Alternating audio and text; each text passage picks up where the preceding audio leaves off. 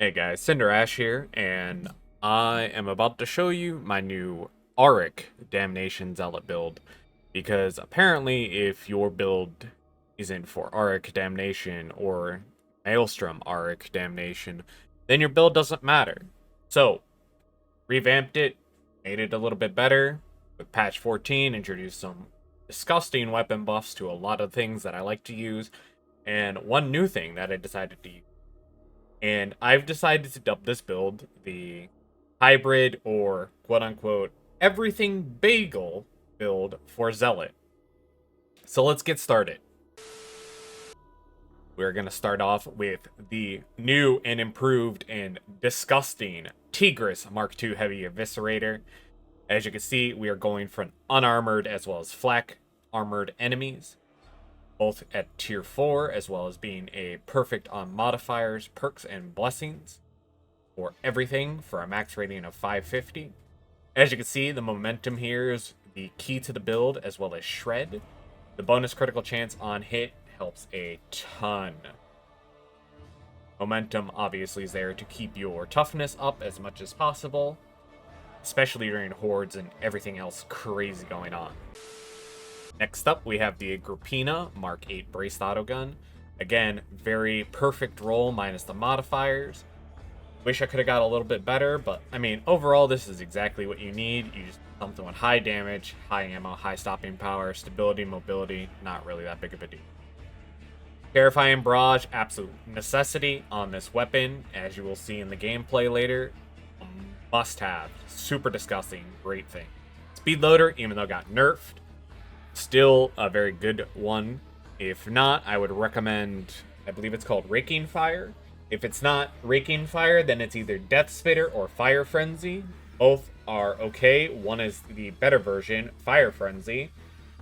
At a tier 4, gives 10% close damage for 3.5 seconds after killing an enemy at close range and stacking 5 times. That essentially gives you a bonus 50% damage on top of all the other stuff that we will have coupling, which means you will be a threat at both melee and close range combat, and upwards of even mid-range combat, making you a very, very susceptible thing. Next up is Curios. Due to the new way that Curios work as of patch 14, perks do not stack, but blessings do on the Curios. So all your +1 wounds you're going to want for those, and then you're going to want a little bit of everything for these since they no longer stack. Key ones to get are going to be combat agility, regeneration, toughness, regen, speed, anything that gives damage resistance against stuff that you're finding yourself having trouble with, such as snipers, gunners, topics, flamers, bombers, stuff like that. Those are all going to be required. And of course, ally revive speed, because we all know Auric Damnations can be a little bit crazy, and getting your teammates up as fast as possible is always going to be a bonus. Of course, I have Ordo Dockets and Curios as a mission reward. They're locked. Unfortunately, haven't rolled anything better. Obviously, I'd get something more along the lines of sprint efficiency or block efficiency, something there to give me a little bit more wiggle room on my build compared to just getting these like for fun perks, as I'd like to call them, where they just don't give any real benefit, but they are just for fun. So, starting off with talents, we're going right into Anointed for Blood. Again, Agrippina, great at close range, disgusting. Keep this. Next is going to be Purge the Unclean. 20% increased damage against Infested, which is most enemies except for Scabs and Pucks, Scabs and Dregs. Scabs, of course, being the black armored enemies, and Dregs being the yellow armored enemies. But Dreggers, Ragers, Mutants, Poxhounds, Bulwarks, Reapers, Crushers. A lot of these are considered unyielding enemies, and a bonus 20% damage to these is vital. Obviously, you have to take the toughness boost. On here, I will explain that you could take either one of these, but why I lean towards restoring the faith. So on taking damage, you heal 25% of that damage over 5 seconds. So say that you get hit by a Poxwalker. You can then take that little bit of damage that it just dealt to you and heal up more than it did to you damage-wise, because it'll be taken from your toughness and your HP, but it'll heal the HP more. So it'll allow you to kind of flex with this build in between a 1 to 2 wound area, which allows you to not die, or trigger your Holy Revenant, which is a failsafe in any situation of being overflooded or anything like that. Obviously, you have to take Immolation Grenade. Disgusting Grenade, probably too strong, and probably will receive a nerf later on, but we're going to use it while it's still viable. Obviously, we have to take this toughness boost, and then eventually this toughness damage reduction we do take, but this is like very end of the build. Next, we're going to grab the Emperor's Bullet, which gives us melee attacks, 30% impact strength, which is great, plus 10 attack speed for 5 seconds after emptying your rage weapon, and you're going to be doing that a lot. Because this is an everything build, you're going to be using ranged, grenades, and melee a lot. And you'll be on top of everything, and you will be doing disgusting damage, disgusting wave clear, and just keeping on top of everything. Next up is Unremitting. Sprint stamina cost. We're only taking this because we have to get this bad boy. Sainted Gunslinger. Plus 3% reload speed on a melee kill stacks 10 times. This does not decay at all, so this stays up permanently. So if you are in the middle of shooting, your gun clicks, you swap over, you get 10% attack speed on top of using like Chastise the Wicked or any other attack speed bonuses you have, and then that allows you to get those 10 melee kills instantly, and then when the fight dies down, or if you need to pull it out to kill like a Crusher, or some Ragers, Dreggers, anything that might be causing you issues of progressing, you reload this thing so quick that you'll be surprised that you even had speed loader on your gun before the nerf. So you then obviously come over here to get the melee damage boost, because we are a hybrid build. We need that melee damage, we get that move speed, and then we take Until Death. Again, this is our failsafe in case we get burned through our toughness or HP very quickly, but realistically you shouldn't have that happen with this build. Next off, we're going to go with Holy Revenant, because again, you have to take it, but this is still very good at the end of it all.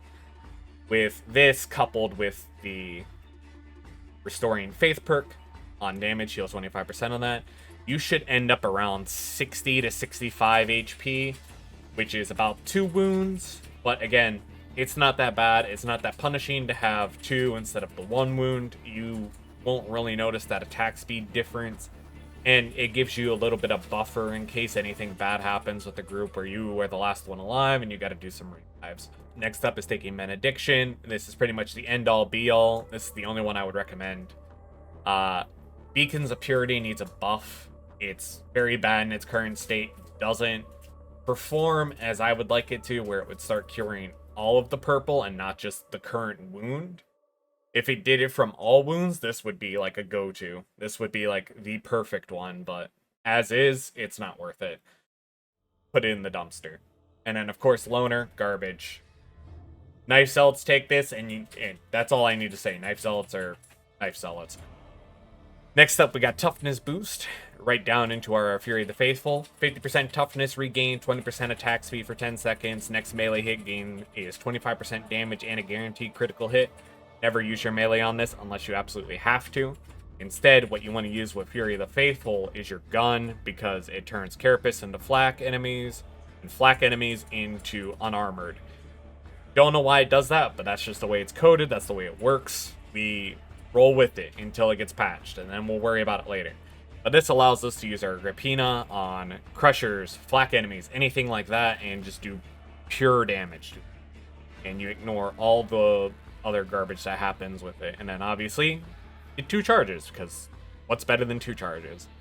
Grab our Suppression Boost. This is extremely good with our current build with the weapon that is Terrifying Barrage, because this adds an extra 25% suppression onto it, which means that we get an extra 25 or 0.25 seconds onto that. So instead of being 1 minute or a 1 second suppression, it is a 1.25 second suppression, which is more than enough time to pull out your Heavy Eviscerator or whatever melee you decide to use with this build, because again, most things in this game you can adjust weapon wise, but this is my current setup, and that adds enough time for you to swap to your gun, swap to your melee, back and forth, keep things suppressed, and then that way you don't need to worry about things hitting you constantly.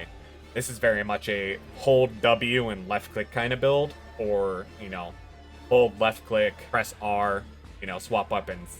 Again, everything bagel build. Next up, we want to grab Punishment for the impact strength, as well as just being uninterruptible at max stacks. Because the Heavy Eviscerator has such huge cleave, this is perfect for us to basically never get interrupted during melees. Toughness damage reduction is a must, again, and then another 5% melee damage is a must.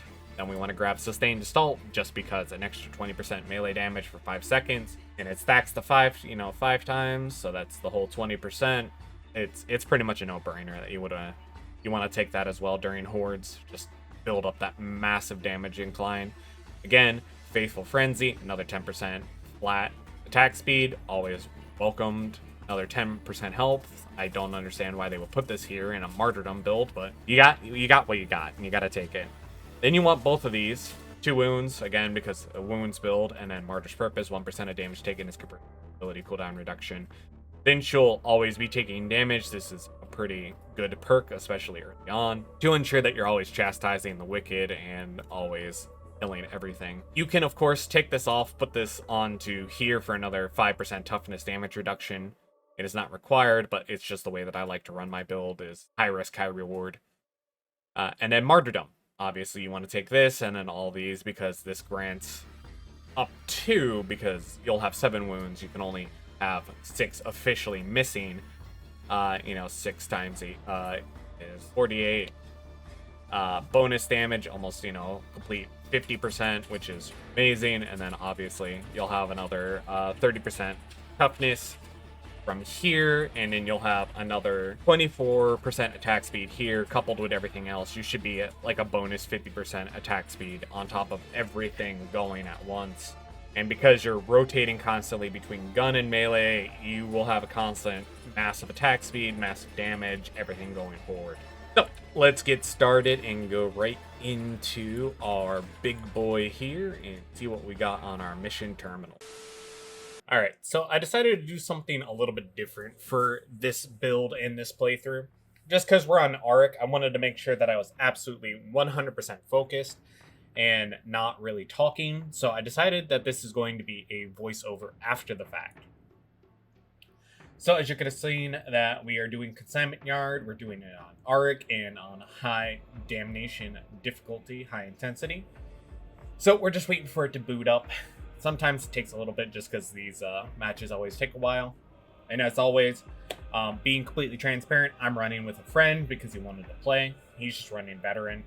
Nothing too special. And I'm just running the new, improved Auric difficulty Zealot build. Like I said, I'm calling it the Everything Bagel just because it can do melee, it can do range, it can do grenades, it can do everything. So there's really no reason not to do it. As always, we are not going to be really cutting much of anything. We're just going to keep rolling with it as is. I don't believe that cutting gameplay is very useful or very helpful, unless it's like just during dead zones or long wait periods. Kind of like this one, but like I said, I'd rather just kind of talk over it and just keep going as we set foot on the ground here. So, Consignment Yard is more or less my comfort zone. If any of you are long-standing fans of my Warhammer content, then you'll know Consignment Yard is basically the everything bagel to the maps that I've always recommended. They've always been incredibly good maps. They've always been very efficient.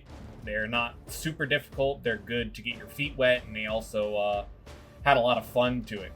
But I will say recently, they definitely fucked around and found out with it.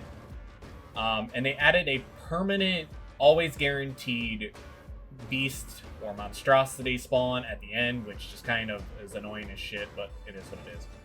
So as you can see, I went in immediately into this section.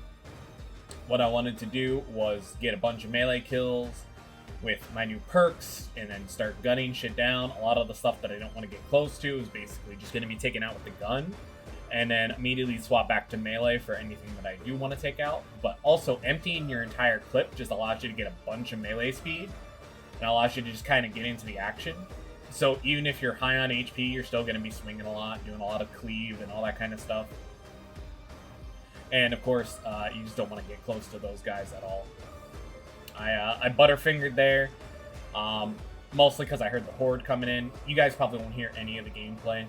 any of the sounds, just because, like I said, this is a post-recording, and I don't really have anything special going on in the audio file anyway, besides me and my friend Dank just kind of talking the shit and just goofing around on our first Auric Damnation with my new build and with everything going on. But how are you guys doing today? Are you guys having a great day? I really hope that you are. You guys really deserve to have better days some days, and I know that they can be rough. A lot of my builds, same with just my playstyle and refusal to change, is I don't really block. Mostly because I do want to take the damage. Again, Wound Zealot, lower damage, higher attack speed, higher damage on melee, that kind of stuff. It's very useful for both, all that kind of stuff. And again, you can kind of see here, I was just checking the damage charts to just see how the build's doing. I feel damage charts, as long as they're not used toxically, they are very useful for helping you determine the builds and everything that's going on, and allow you to build and buffer to your playstyle. Back before patch 13, there was a very strict meta, and you had to have certain weapons and modifiers, otherwise your builds would just fail consistently to provide any substantial damage or CC or help to the team at all. Which is why we still have Knife Zealots. Knife Zealots also used to kind of be busted due to the fact that the bleed was bugged. So we definitely didn't want to bring a knife or use any of the Knife Zealot stuff anymore. Due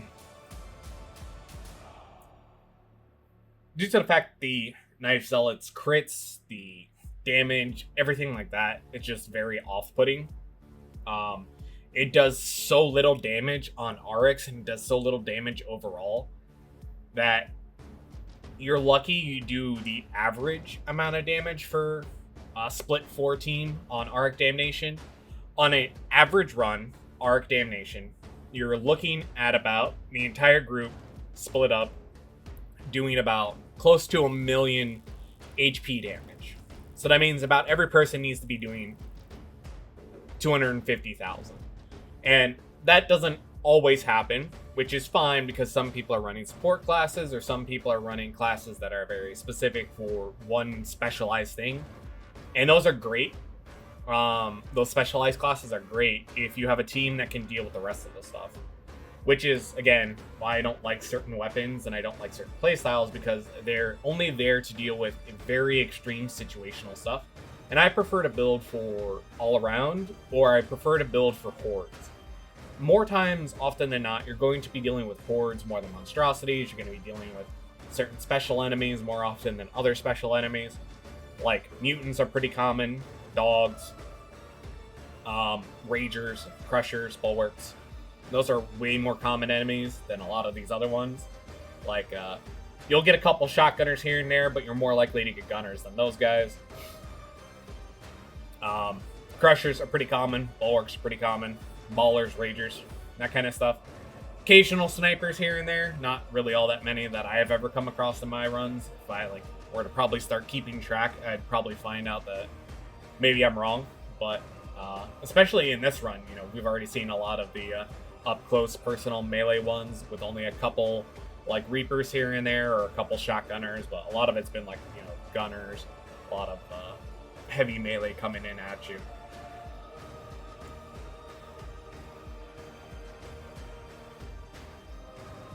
So as you can see with this build, even though my team is struggling, I'm doing fairly well. I don't really need to take any health stations. I don't really need to worry about anything in particular. I just need to kind of make sure that if I'm clearing shit out, then the rest of my team should be able to clear out the other stuff. More often than not, I find myself, especially with this build and a couple of my other builds that will be coming out, because I assume my editor will be doing the Zealot Everything Bagel build first. That I usually top the damage charts, or I get really close to topping them with a lot of my builds. And I just, again, want to make sure that I'm the one doing the damage, because especially with me being on the front line for most of my builds, I want to make sure that I'm the one that's geared up and ready to take down everything, and then just have them take up some of the stuff that I might not be able to get. which is why I still use Chastise the Wicked, just because, again, it turns Carapace enemies into flak, and it turns flak enemies into unarmored. I don't know why it's coded that way. It just is. It's always been coded that way since the early beta. It's been brought up multiple times, and nobody's ever commented on it from Fat Shark, so I continue to use it until it gets changed, nerfed, whatever it may be. And then I'll probably have to swap to, like, Chorus. Even though I don't really think Chorus is incredibly good at the moment. I think the new nerf to it kind of ruined it for monstrosities, but I mean, it still works fairly well for everything else. So, it's not too bad. So again, with this build, it's very good at medium range, close range. Not super great at long range just because it's a braced auto gun. But more often than not, if you just use your environment, like I've been using it, corner peaks, anything like shooting down from a level or shooting up from a level. And then the Terrifying Barrage on top of that, because you're just murdering so much, you just constantly are suppressing the enemy for your team as well as yourself. So you don't really have to worry about shit hitting you. You don't really have to worry about a lot of the gunplay coming in unless it's like super far range. And even then, as long as you have your Curios marked for less than 20% damage or 20% less damage for enemies, you'll always be pretty golden. Also, having that little bit of extra health regen from chip damage is always incredibly nice to keep you low but not overheal you super hard. And like I said, I also like to use the Unholy Revenant build, where if you take a lot of damage, you can go down to 1, not go down, but then you can also heal all of it back up. So it's always pretty worthwhile to me to continue to take that. And then anytime that my toughness starts to get low, because I'm at a really good health HP point right here with my wounds, where I have not, about 2 wounds instead of just the 1 wound, I have a pretty hard safety net here to keep me alive while also making sure that I'm doing almost as much maximum damage as I can.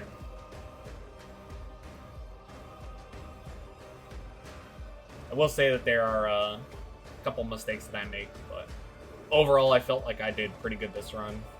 I didn't need to take any HP. I didn't need to take any health point, like from the HP packs. I didn't really need to do much except just play the game. And granted, just like with everything in Darktide, you are only as strong as your team. You're only as strong as your weakest player. So a lot of these builds and a lot of build guides that you will come across are going to have incredibly strong teams. You're not going to find somebody who's like posting a video where like 30 of his teammates went down unless he's using a support build and then he's trying to like flex his support build. But like you're often going to find people who are like putting up guides that they did really good on a run, or they did really good on a run, and then they kind of just toss them up. I almost always just post whatever is the first complete mission video I do, which is more often not within the first 1 to 3 recordings that I do.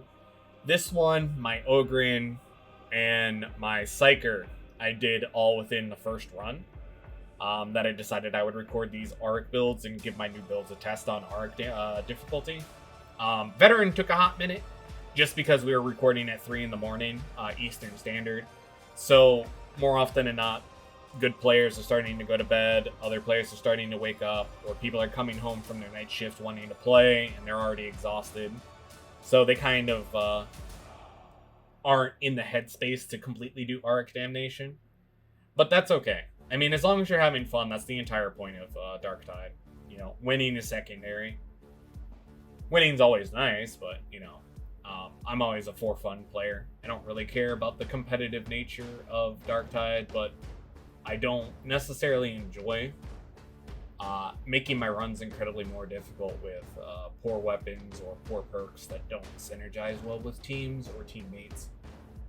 The problem there is a lot of builds don't actually mesh incredibly well with everybody else unless you're using something with coherency radius. And even then, some of those are kind of rough. I remember back in the day when we had 6 perks instead of the entire skill trees we had now, that you had to basically give up one of your 6 perks for better coherency radius if you wanted something specific. Like, better damage or better toughness regen. You had to take like the auras, and then some of them just weren't even that good in the first place.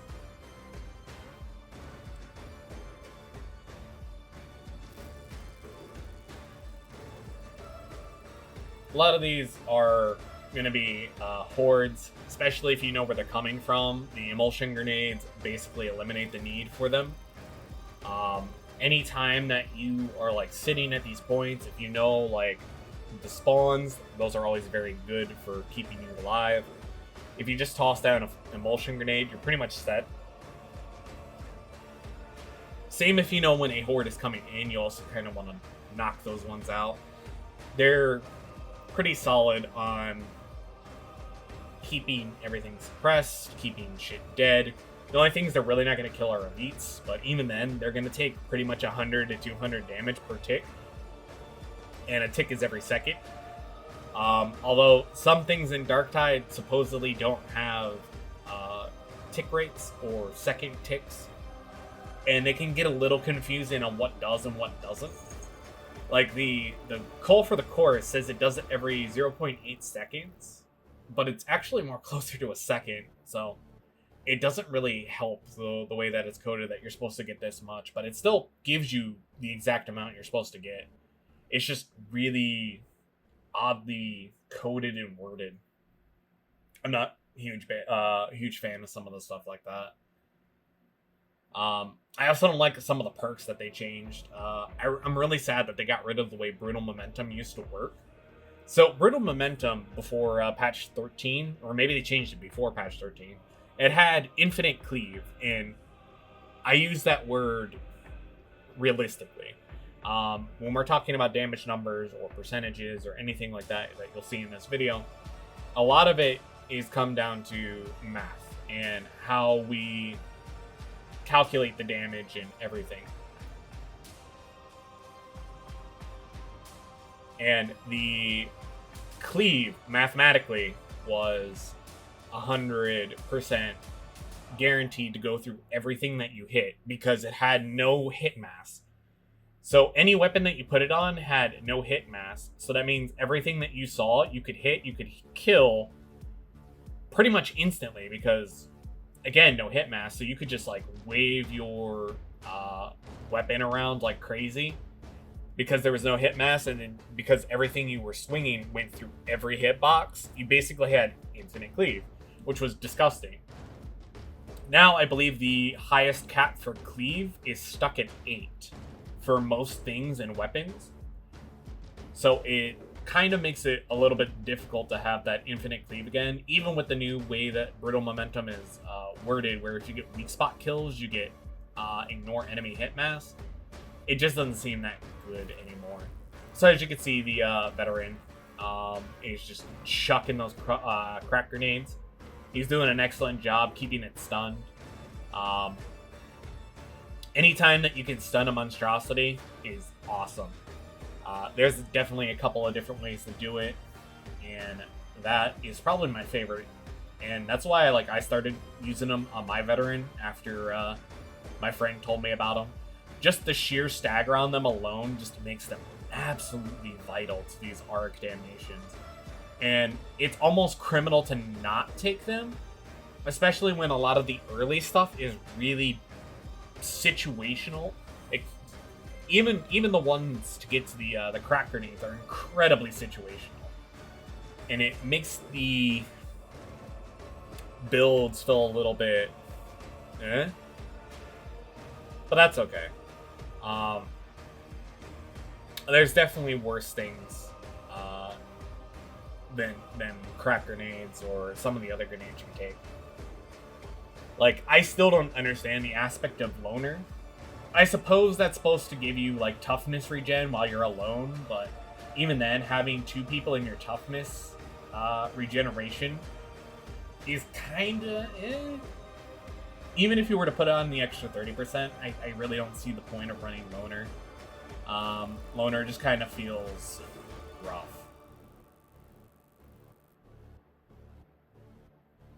So as you can see, our Psyker wants to get the I don't think the grimoires. I think this was a scripture run. And he wants us to go back and get them. So I have no problem doing that. It's a little bit annoying to try and grab that shit on Auric difficulty. But I guess he really wants the money and or the bonuses from it, so I don't really mind. Of course, if you've been playing as long as I have, which has been just like 4 months straight, and then you kind of just like teeter off, pretty normal thing, especially when you get burned out of a game, or if you played during year one. It was an entirely different game. It was, you built this, you took these perks, and then that was it.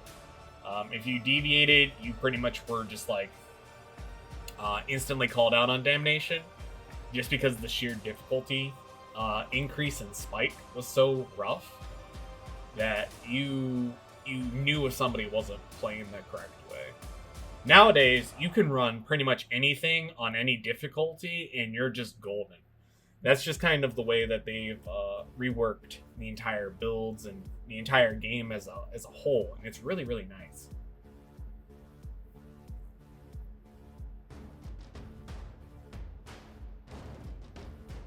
Although, I guess at this point, I should probably actually start talking about the build before the video wraps up here.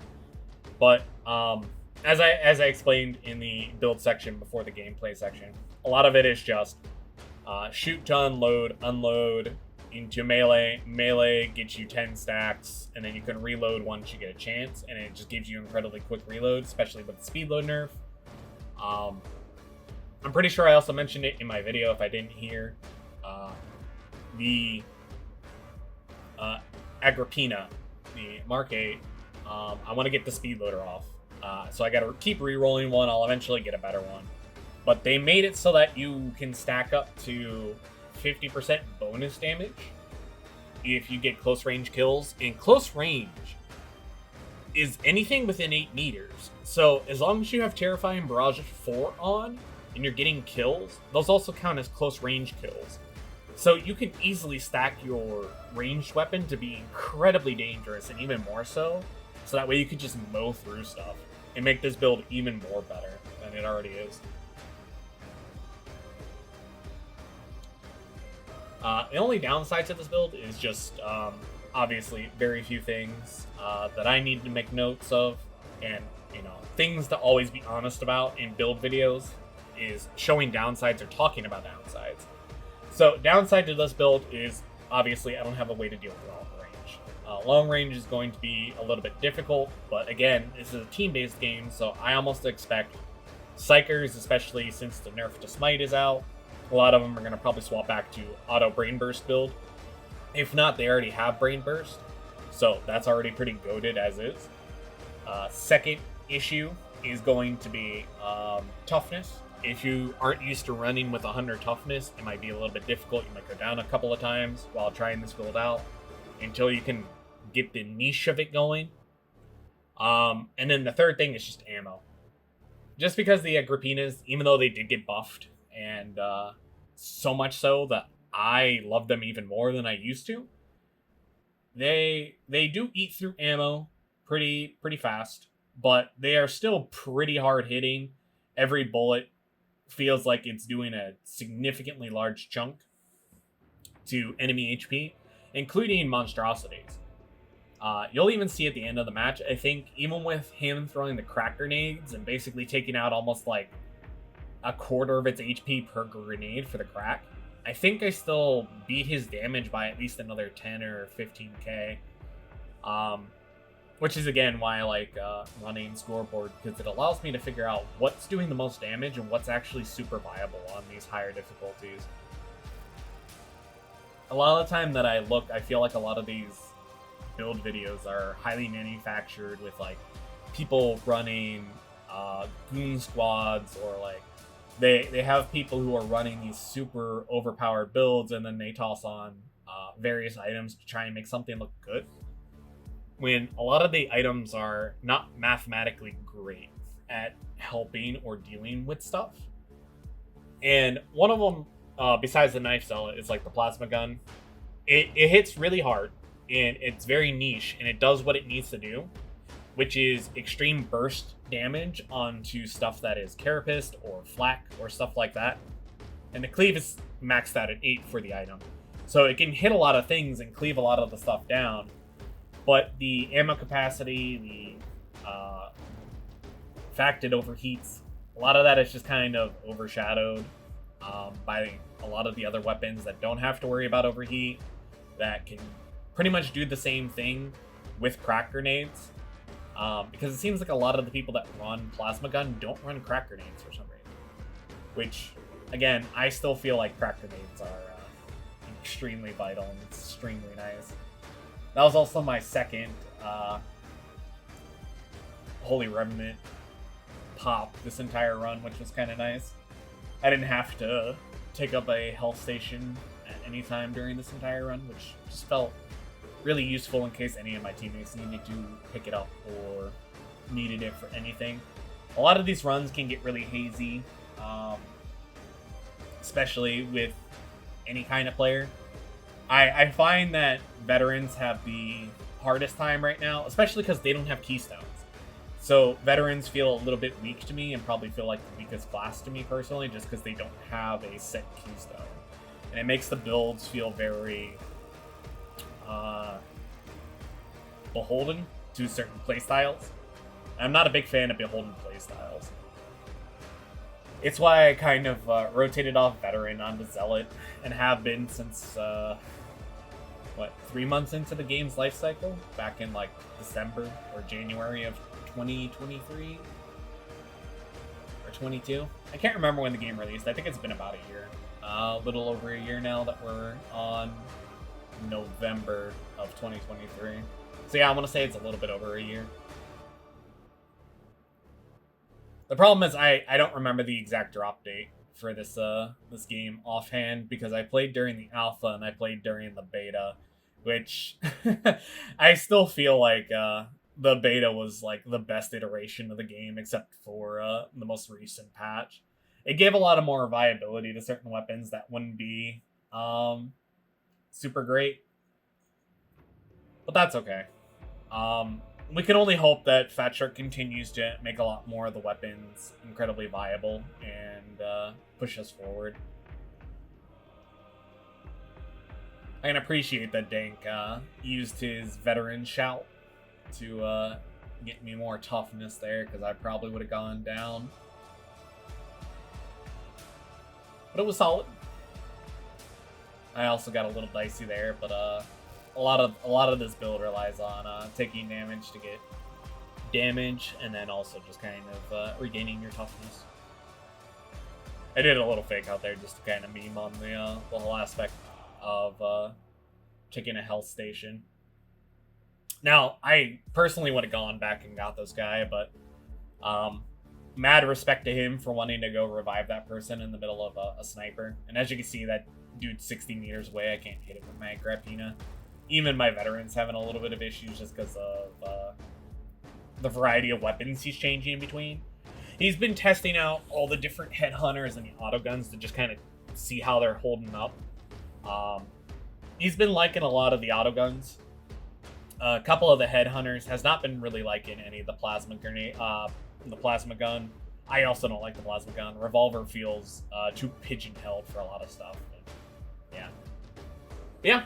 I mean, there you go. Almost 600k. You know, Dank with the other 340 almost. You know, Hazin was with us a good bit of the way, and then the other guy sadly disconnected before I could actually check his stuff. But, I mean, it's solid. It holds up. It does everything it needs to do, and you can pretty much be your front line for your entire team and hold out here.